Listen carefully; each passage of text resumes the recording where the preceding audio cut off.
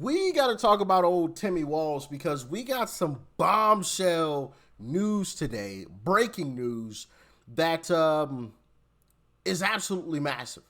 And it's something that, I alluded to quite some time ago. And we're going to get into it in just a second. But before we get there, let's take a little trip down memory lane because if you guys remember, Tim Walz was actually questioned about the fraud going on in Minnesota not very long ago, and here's a little snippet of that. Check it out. Was there 500 times the number of autism patients in that time period? Using 2018 as a baseline, do you know what that program paid in Medicaid claims? I do not, Congressman. It's about $671,000. Do you know what that program paid in Medicaid claims in 2024? I don't have the number in front of me. $342 million. That's about a 500x increase over 6 years. Was there 500 times the number of autism patients in that time period? I couldn't speak specifically to it, but I will say, Congressman, that doesn't sound reasonable, right? You don't think there was a 500x increase in the number of autism patients in 6 years, right? Correct, and that's why we ordered on-site visits starting back in 2024. So we agree that 500x increase. 6 years. That was old Timmy Walz up there acting like he had no clue what was going on. No clue. Do you guys remember this? Because this moment was really telling to me in this entire saga. Very, very telling. And I said it on the day because when this first broke, I made a video on this, if I remember correctly. And I said it after the clip played. But here it is. Check it out. Big breaking political news out of Minnesota. Governor Tim Walz, who of course was the Democratic nominee for vice president in 2024, has ended his re-election bid for governor. He is not going to run for re-election. This comes as pressure has been growing around this widening welfare fraud scandal. Now, Walz has not been accused of any wrongdoing, but it has been a growing political headache. Let's get right to CNN Chief National Affairs Correspondent Jeff Zeleny. This is a wow this morning, or at least would have been if you had said it was going to happen, 2 or 3 months ago?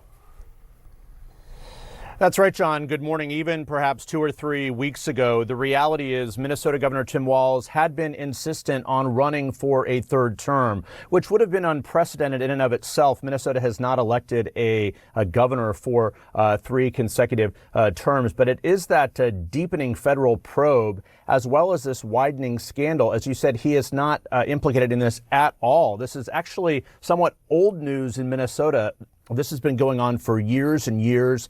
The prosecution started back during the Biden administration, but over the holidays, it certainly did widen. There was a right-wing influencer who posted a viral video on social media that quite literally went viral when the vice president of the United States and the FBI director leaned in on this, and it shined a brighter spotlight on really what had been some deep concerns among Minnesota Democrats, even about the wisdom of Governor Walz seeking a third term. They believe that this would hang over the entire re-election effort and perhaps even damage the Democratic Party, even though there is no suggestion that there was wrongdoing. However, this widening scandal happened on his watch. But we are getting his reasoning in a new statement this morning. That doesn't matter his reasoning because, of course, they all say the same thing. And what I said that day, if I remember correctly, because, it's just quite obvious, no one who is innocent runs away. You only do this, stuff like that, when you know you're guilty.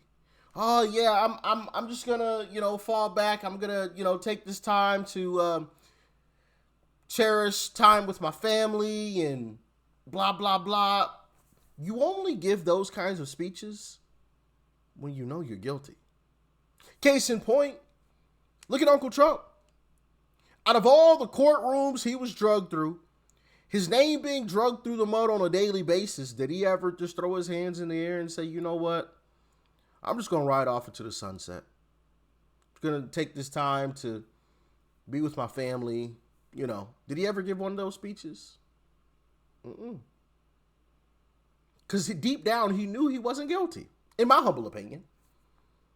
But a lot of these individuals, when they know they're guilty, they give the speech. it's almost like taking a plea deal rather than going to trial. You know, like when you know you're guilty, you better take that plea deal rather than going to trial, because I mean, yeah, you could beat it at trial, but if you lose, oh boy, you're going to spend the rest of your life in prison, you know, depending on what it is, obviously, right? But you get what I mean. That sentence is going to be drastically longer than it would have been if you just took the plea deal. And so that's the way I kind of look at these types of situations when they happened. And yeah, it's exactly what we got. Check it out. So a House Congressional Oversight report has just come out today. It's 205 pages, and it says that Minnesota's top officials, like the governor, Tim Walz, and the AG, Keith Ellison, they were aware of the fraud as early as 2020, but they still allowed the payments to go out to the fraudsters. And they say because, according to the report, the reason they did, concerns of potential racial discrimination claims, because many of the defendants are from the Somali immigrant community. So this is woke gone wrong again. You got people that are committing criminal acts, taking money from taxpayers. Many of these people immigrated to the country. Some of them are not even citizens of the country. And they're using it for fraudulent purposes. And the government knew about it. They didn't do anything about it because they are considered a protected class. And they attacked the whistleblowers. Right. And that's part of the report. Right. So the House Oversight letter to J.D. Vance, this is what they said in that letter. So the committee requests that the White House task force to eliminate fraud thoroughly review all of Minnesota's social services programs in light of the vulnerabilities created by efforts of state officials who, instead of mitigating fraud, actually sought to cover up or minimize reports and findings of fraud.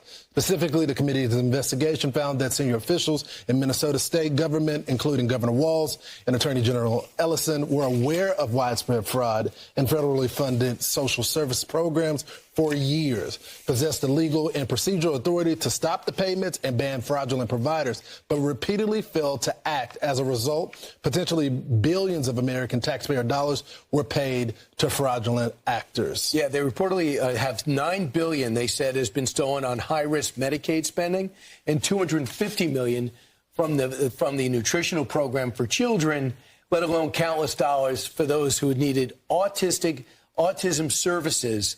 They told people, they told the parents, say your kid's got autism, we'll take some of the money and you could keep some of the money, let alone the kids with autism in Minnesota. And these people look the other way. And I just want to find out where the suitcases of cash is.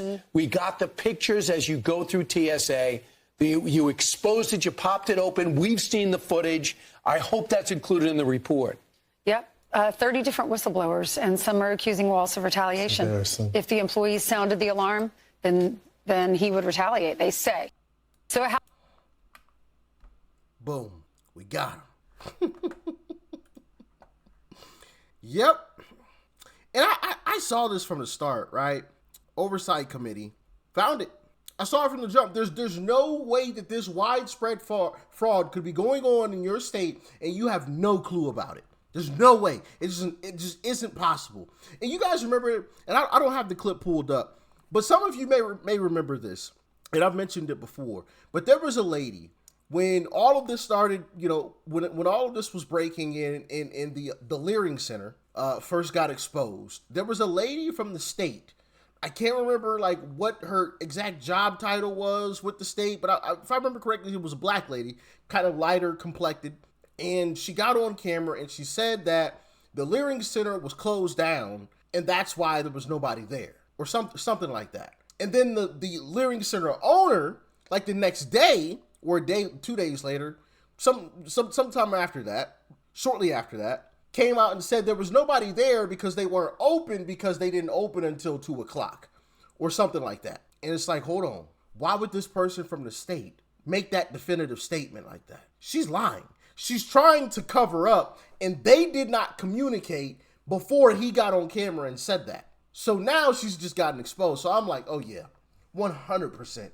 People know about this because there's just no way. There's supposed to be oversight. There's supposed to be people from the state going in and checking. And if there isn't, well, we know why. But there probably is, and they just don't care. And the people at the top, Timmy Walz, right, are getting kickbacks via campaign donations. They're not taking that money and putting it in their bank account or burying it underground, which burying money underground is definitely a bad idea unless you seal it properly. I've heard about some horror stories of people burying money and it wasn't sealed properly. And when they went back to get it, it was completely stuck together and moldy, and it was basically worthless at that point. So yeah, don't bury your money if you got some extra money. Bad idea. Unless you properly seal it, and I don't even know how to do that. But anyway, that's neither here nor there. Of course, he's not going to take that money and put it in his bank account. It's way too obvious. Hey, I know about what you guys are doing. I'm not going to send you to jail, but I'm going to need you to make a donation to the campaign. Max donations from everybody, okay? And I'll keep this thing quiet. Y'all can make your money. I make mine. Hey, you scratch my back, I scratch yours, and that's how this is going to work. And so you have a 500x increase in autism cases. Like, that ain't obvious? Like, what? Like, that's a 5-alarm fire. 500x? Forget about the money. Just the cases alone would be like a 5-alarm fire. Like, what is going on with these kids? You know, you would want any decent, good person who was running a state would want to figure out, is there some type of chemical agent that is being released on these folks? Like, what is happening? A 500x? Like, whoa, that is crazy. You know, 10% increase, all right. Even a 50% increase, okay. I mean, you're starting to question it a bit, but 500x? Just saying. So, yeah, and then, of course, you have this clip from Amy Bach, the architect of the Feeding Our Futures, who was sent to prison for like 40 years. This is what she had to say. I have to believe that the governor's office and Keith Ellison's office were aware of this. They've said they were involved in helping the FBI. They've said they were made aware. But apparently I'm scary, so they couldn't do anything. Right from her mouth. I've got to believe they know. Like, how would they not? All of this money disappearing? How would they, or I shouldn't say disappearing, but getting spent all of a sudden? How would they not know? You know? How would they not? So yeah, we have it, ladies and gentlemen. We shall see what comes of this. What are y'all thinking? Let me know. But we do have confirmation from the Oversight Committee that, Tim Walz knew about this entire thing, at least since 2020. And he probably knew about it before. But at least since 2020, he has known about the fraud going on in Minnesota. So y'all get in the comments. Let me know your thoughts and your opinions. Stay safe out there. Peace and love. I'm out.